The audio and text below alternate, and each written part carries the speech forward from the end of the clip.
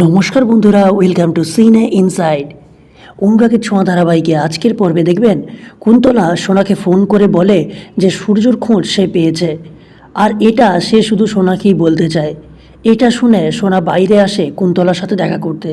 কুন্তলা বলে, সোনা, আমরা এখনই যাব সূর্যকে আনতে, এটা যেন দীপা জানতে না পারে।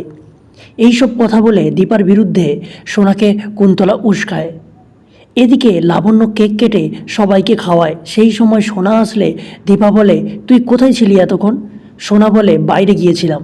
তারপর অনুজাকে বলে, কাকিয়া আমি রুমে যাচ্ছি, কেউ যেন আমাকে ডিস্টার্ব না করে। তারপর দীপা তার ফোনে একজন ব্লগারের ভিডিও দেখতে পায়, আর তা দেখে বলে, এই লোকটি ডাক্তারবাবু, ঠিক ওনার মতোই গড়ন। জয় বলে, আরে এই জায়গাটা তো আমি চিনি। দীপা বলে, তাহলে আমাদের আর দেরি করা যাবে না, এখনই যেতে হবে। এই বলে সবাই চলে যায়। এরপর কুন্তলা উর্মিকে ফোন করে বলে, দীপাকে কিছুতেই জিততে দেওয়া যাবে না। ও যদি জিতে যায় তাহলে তোমার ভিডিওটা বাড়ির সবার কাছে চলে যাবে। ওদিকে কুন্তলা আর সোনা আসে শম্ভু বৈদ্যের কাছে।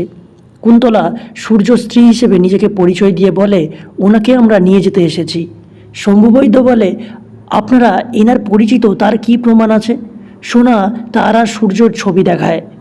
তাদের কথায় ভরসা করে গ্রামের লোকেরা সূর্যকে তাদের হাতে তুলে দেয় এবং তারা সূর্যকে নিয়ে চলে যায়।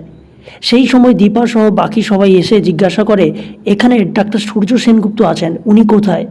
শম্ভু বৈদ্য বলে, ওনাকে তো ওনার স্ত্রী আর মেয়ে নিয়ে চলে গেছে। জয় বলে, কি বলছেন কি আপনি? তারপর দীপার দিকে আঙুল দেখিয়ে বলে, ইনি ওনার স্ত্রী। তাহলে কি হতে চলেছে বন্ধুরা, জানতে দেখুন অনুরাগের ছোঁয়া। ভালো লাগলে আমাদের চ্যানেলটিকে সাবস্ক্রাইব করে পাশে থাকবেন। ধন্যবাদ।